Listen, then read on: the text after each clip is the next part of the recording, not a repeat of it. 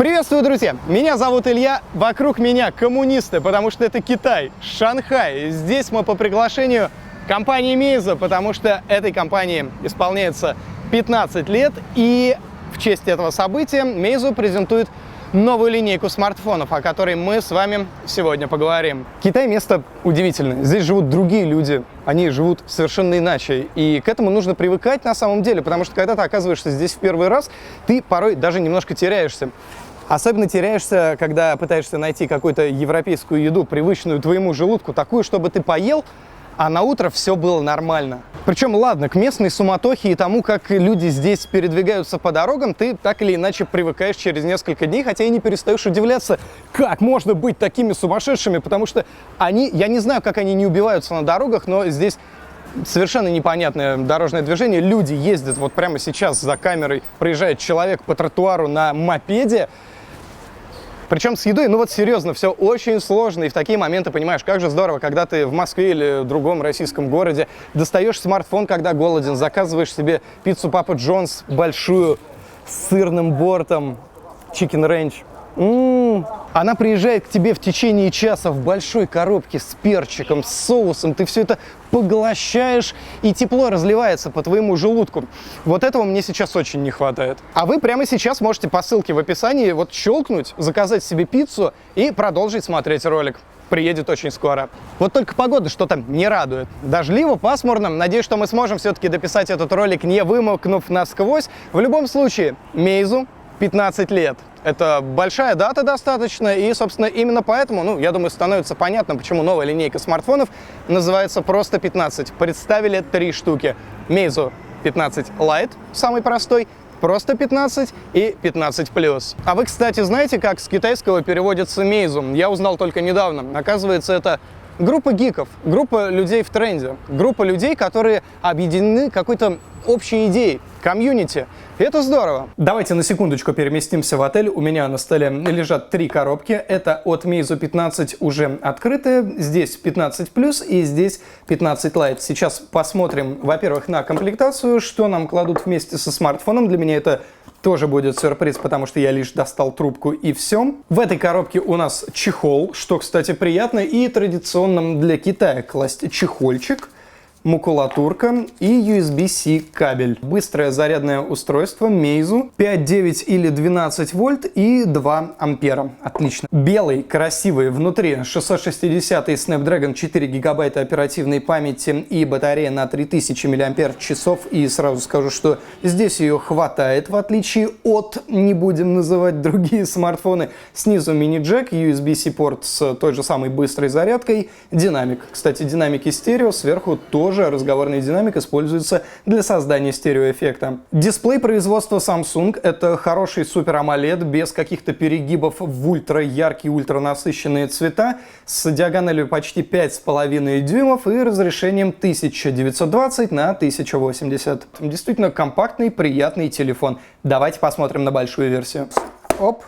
Готово. 6 дюймов. Разрешение 2560 на 1440. Заметьте, что Meizu все-таки не отходит от классического соотношения сторон 16 к 9 в пользу 18 к 9. И, знаете, это правильно. Сразу же замечу, он марки, при этом есть какая-то интересная текстура на вставках антенн. Здесь уже не керамика, здесь металл.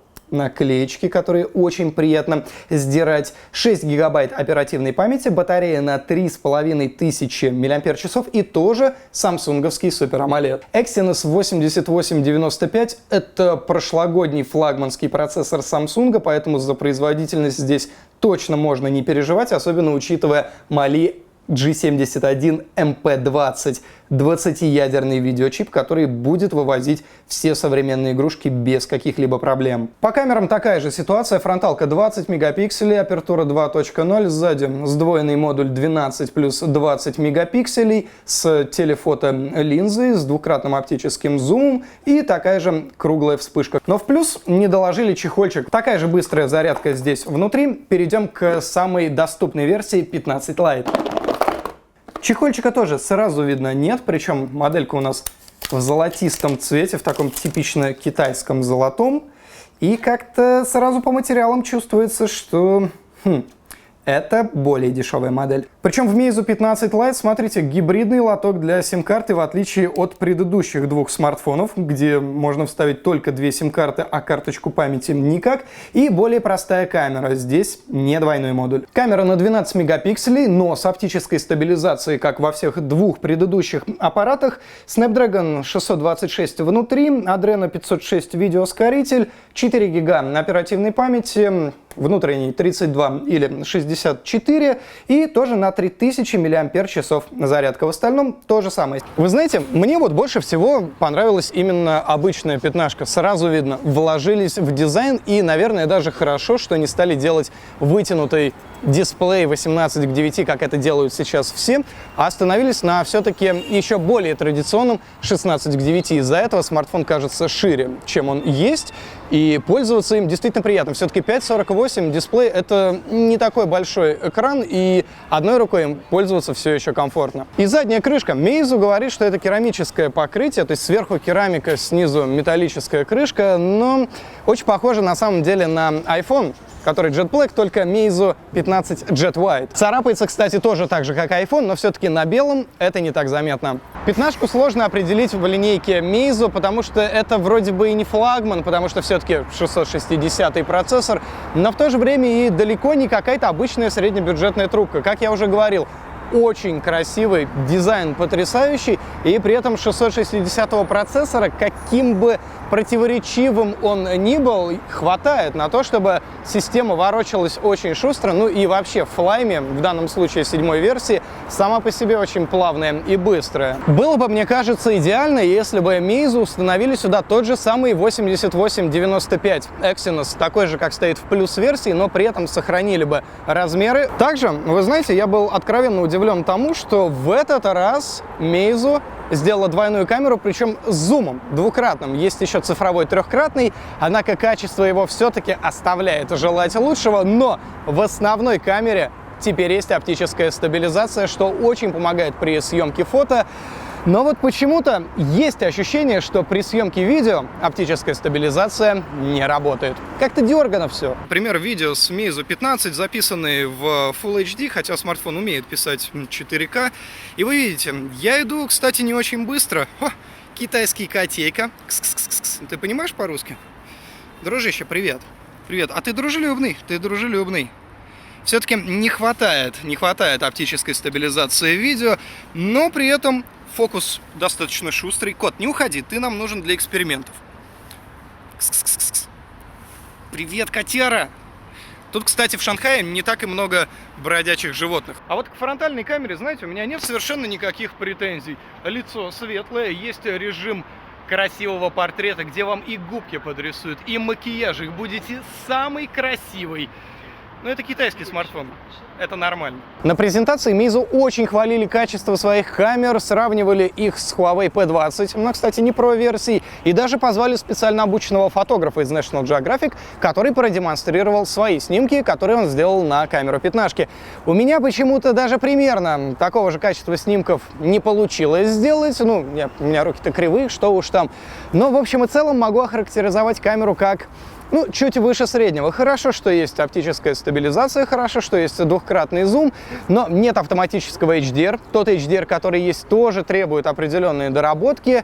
И вообще, в принципе, над софтом для камер есть над чем работать. Камера неплохая, это точно, но со своими шероховатостями, которые нужно поправлять. И для того, чтобы их поправили, об этом нужно говорить.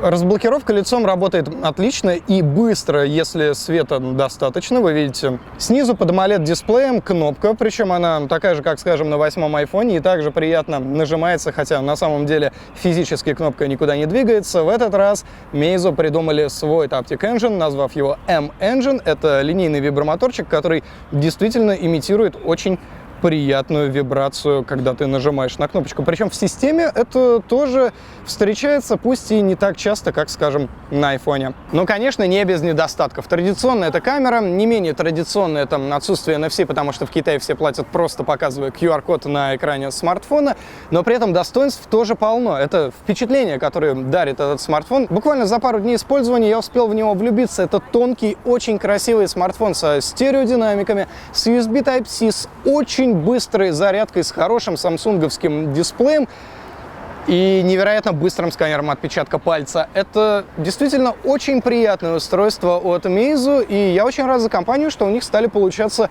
понятные, красивые и в меру мощные девайсы. А на этом все, дорогие друзья. Нам пора собираться в аэропорт, лететь в Москву из Шанхая, который подарил нам обилие впечатлений, потому что здесь действительно все совершенно по-другому. Ставьте большие пальцы вверх и обязательно напишите, что вы думаете. Это было первое впечатление о Meizu 15.